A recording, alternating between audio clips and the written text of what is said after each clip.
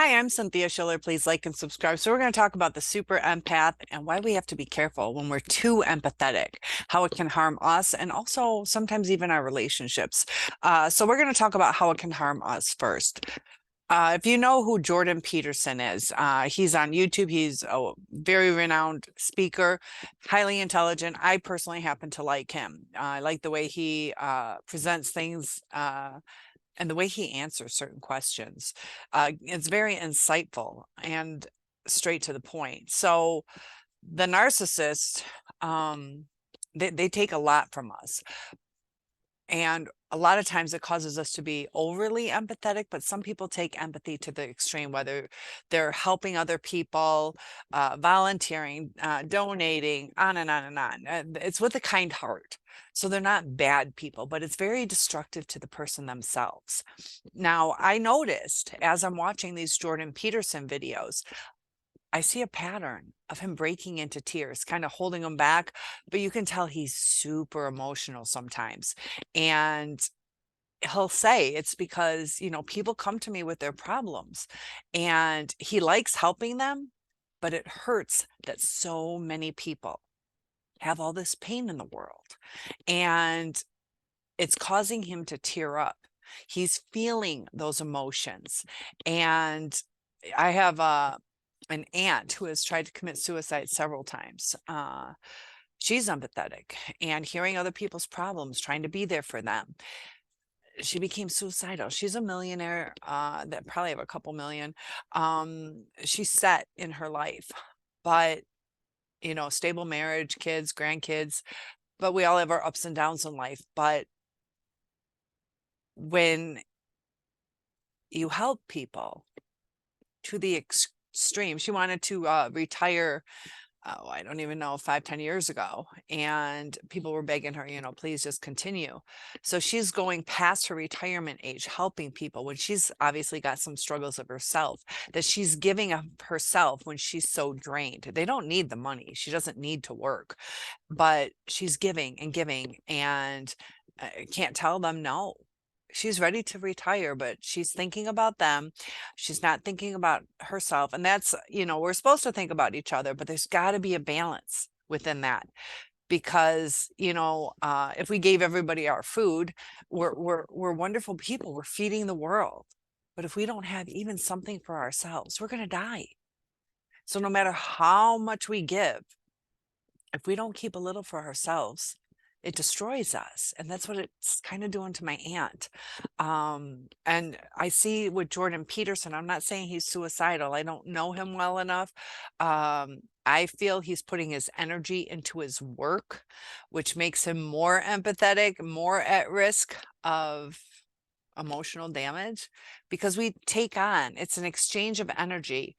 It should be you help me, I help you, and it balances. But with our narcissistic relationships, those go through cycles of them taking way too much.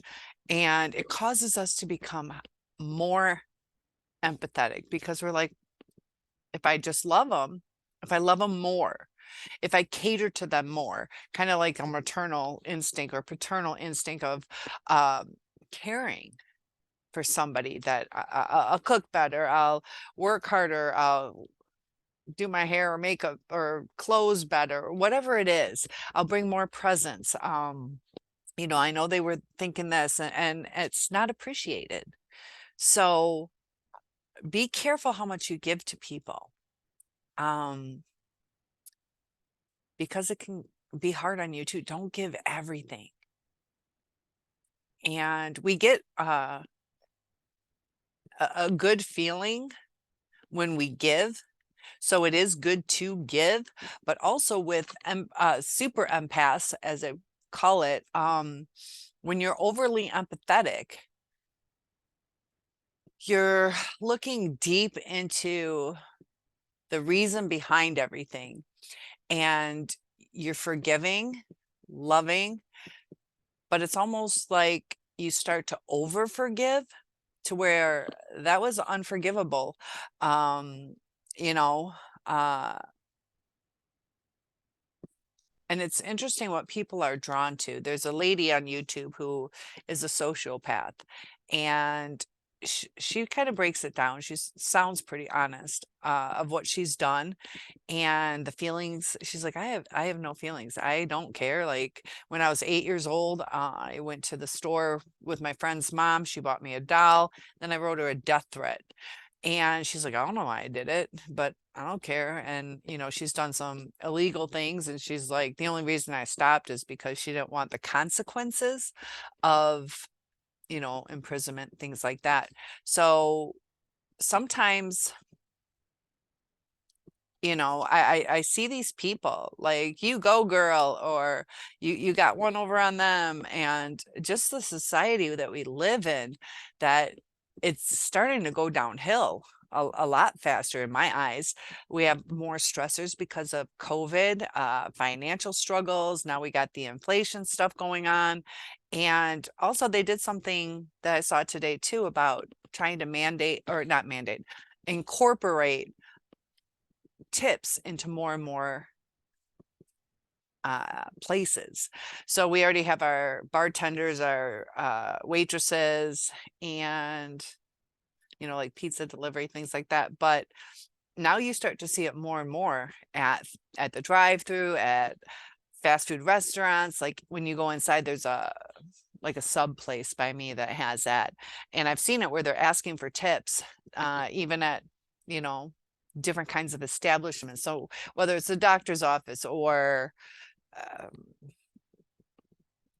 whatever, sports authority, sport equipment place, um, and it's interesting how you feel kind of obligated to tip, and it sets off a different kind of feeling in you. And it's okay to say no to things. It's okay to help people too, but the purpose of me saying that is the obligatory stuff. It's put in your face and you start to feel something, and you see all this pain out there. So you feel kind of obligated in a sense, because you have this big heart, obligated to help, just like that tip jar or whatever. You feel obligated sometimes, especially with the credit card things, because you got to tap on things and the person's right in front of your face. And it just gives you a different feeling. And our narcissists too put their expectations, which we should have expectations, but their expectations go above and beyond. And it's usually after the fact, where they want you to make dinner and then they expected spaghetti and they didn't tell you, whatever. They do like after the fact type thing. So you try to correct it. So now you have this new expectation, and the twists and turns in a narcissistic relationship. And they're hard to spot because it's like intermittent. And that's what causes a trauma bond, to where they can portray themselves as a great person. We talked all night. They were sweet. They did this, they did that. And then they're tearing you apart. And some of the rages, this is one topic I'd like to talk on, is the rages are different. I believe that the more grandiose aren't, no, I can't say that. The ones I've dealt with are different, that I have seen. But they're all entitled, and they interact, they're different, and they need 5 out of 9. They could have all 9 traits. They could have 6 out of the 9, and they could have comorbidity. So spotting a narcissist is hard. You see red flags. And I watched another video where it was a man who said, I was on a date and the woman said, I'm just so, or they were dating, and she was like, I just love the fact that you work hard enough so that I can stay home. And he's like, she's a keeper. She's a keeper because she doesn't want to work. She just wants to run the household. And some people were like, that's a red flag. That is a red flag. Get the F out of there. So it gets confusing. Like, this man you could look at it both ways. This man wants to trap the woman. So now she's not around any coworkers who might be sexy. She's not around any temptations. He knows where she's at pretty much every waking moment. His needs are met as far as clean house, laundry, food, shopping. Or it's just he treasures her and wants her to have a comfortable life, and he's so thankful for her. Just like we take care of our kids, we're thankful for our kids. They have needs, we provide for it. It's not, you know, uh so is it necessarily a red flag? Is it? Because if it works for them, if they agree to it, I mean, that's fantastic. They're both happy. That's his need is to provide. Maybe he was raised that way. And but depends too. What is she like? Is she like, I am not going to be with a guy unless he works and supports me 100%. Then you got cultural things that come into play, but be careful letting a man take care of you, because I'm single. I take care of myself. You can't let yourself get into a dependency where I see people, they're like, I'd leave, but I don't have the money. One lady didn't even have the gas money. I know gas is expensive, but if it's where you're scared to go to sleep, you would figure 50 to 200 bucks could get her to where she needs to go. And maybe an extra 100 bucks for a hotel somewhere till you can get to your friend's house. But some people feel trapped, and the narcissist can be scary. And sometimes it blindsides you. All of a sudden, you're kicked to the curb, or you're going to go through a divorce proceedings, child custody things. And the way they are in court, my God, they're ruthless. Be prepared for that. They are ruthless. They'll do smear campaigns. They'll make stuff up. It was astonishing the things I went through during my custody battle. I have a video on that. But, the stuff that they say doesn't like make sense. Like he was saying that, I was so obsessed over him and this and that. And I mean, I kind of was, but so you had this extreme, like, I'm the only man in the world.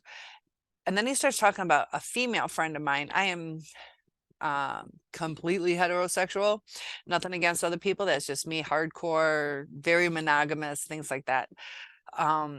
So all of a sudden now, and she's not like my type. If I did have a type, like when I'm looking through magazines, people are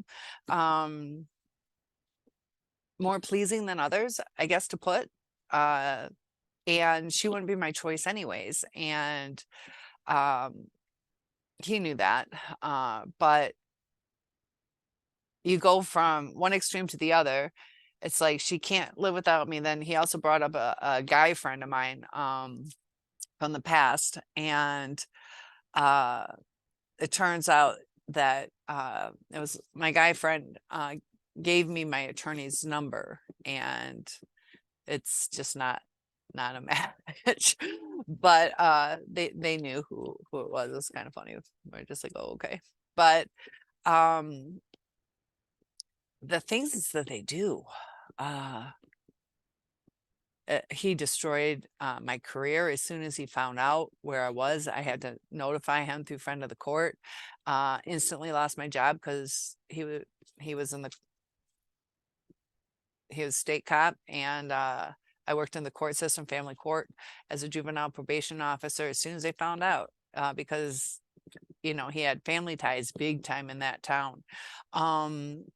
Also, the things that they twist or exaggerate or make up or misunderstand. He was being so harsh on me, where I'm like, look, I'm in law school right now. If you keep doing this to me, because there was never any violence, and I had 59 police reports against me.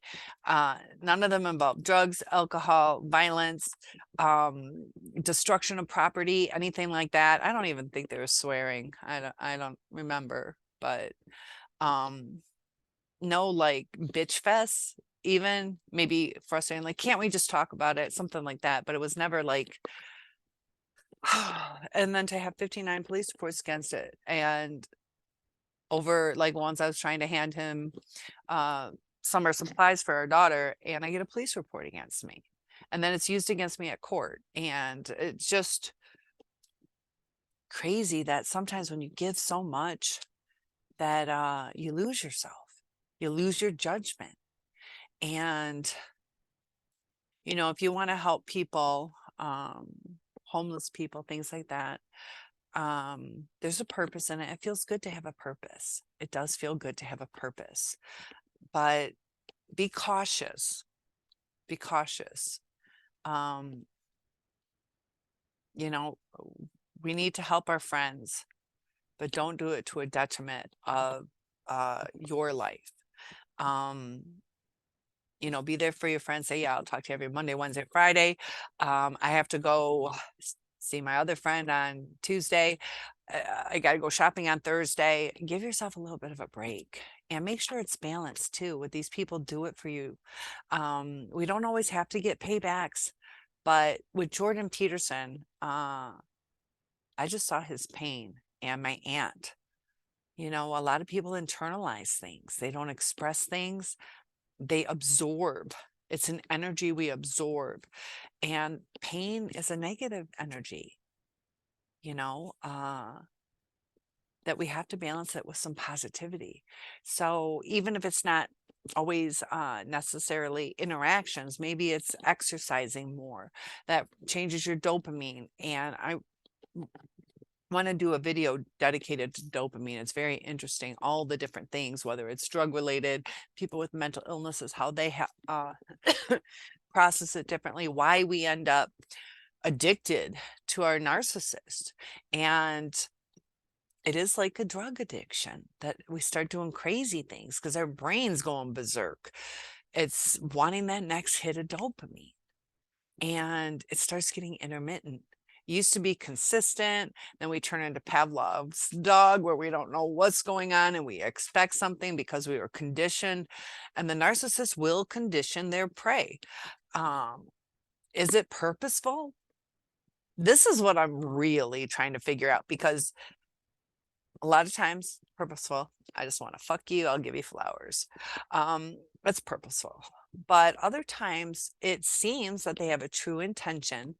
So I believe it's both. The narcissist can have true intentions, but who they are shines through later. Just like we're kind of taught, behave and you'll get the reward. In school, they're starting to change, and I'm a teacher now for elementary, and we're changing the way that we're interacting with the kids. We don't say, that they have to do something to earn something, to earn a reward. We say these are the expectations, and keep them on track, and then you reward them if you want. But people start working on the reward, focusing on the reward instead of their work, or it turns into a different state of mind. You know, it kind of takes away the desire to achieve unless you have the reward. Like I'm not saying whether you should or shouldn't do allowance, because it can teach money things, but it's an example of, we're all going to do our part to keep this house clean, as opposed to, $2 for cleaning the kitchen, $3 for the bathroom, da da da da. Well, I'm not doing it unless I get $3. It just changes the mindset to where you're not going to give me this, I'm not going to help. And a lot of that, even just working towards your allowance when you're a kid, is going to change, like, how much of our childhood affects us. I'm 52. I'm starting to really realize that our childhood really does affect the way that we interact with people. And there is something interesting about when we're trying to see what our narcissist emotional intelligence is, because I keep telling you guys, we've probably heard it on other channels, that they're in an infantile state, or they're only a few years old intellectually when it comes to emotions. And I should reword that, because intellectually they can understand how to be empathetic, but they don't feel it. So when they have their outbursts or their frustrations, you'll see their actions. Their actions will tell you their mental age as far as emotions. Do they hit things? Do they throw temper tantrums? Do they scream? Do they cry? Do they pout? A lot of little ones, get all pouty. Do they roll their eyes? Do they understand and try to communicate? Communicating and understanding each other's perspectives. And it gets tricky when we get hurt too, and we do reactive abuse. And sometimes we're like, whoa, I kind of screamed out uncontrollably, or whatever it is that you guys do. You can only take so much, and then boom, but the narcissist, they like to, they're different. They like to play games and distort your reality. I can't tell you how many times I see the hiding of things. Just, they don't want you to go out, they hide your keys. And sometimes too, it's even just to mess with you. Like, but they're wasting your time, they're causing frustration, and it's it's like a kick. They get a dopamine kick out of it, or some they maybe it would be trying to think, that would be serotonin or dopamine in that aspect, but probably serotonin, probably both. I don't know. But it's our brains are active and changed. They're constantly changing, and the relationships fall apart almost inevitably with a narcissist. So I just wanted to bring up that with the super empaths, be careful. Don't overgive. Give. It's good to give. Christmas is coming. Different holidays are coming. I celebrate Christmas, and it does. Giving is good to do. When you give, that alone is comforting. But don't be taken advantage of because of that. And in the end, that's when it hurts. If you give and give and give, and you have the good intentions, and then people like laugh at you for it, or think you're an easy target, and things like that, that's when it hurts. And Jordan Peterson and my aunt, like, we all have our life experiences too that we're struggling with. But when you compound that with all the pain in this world, you're one person. So take care of yourself, and empathy is good, but naivety can be dangerous. So I'll talk to you soon. Topic requests are welcome, and enjoy the day.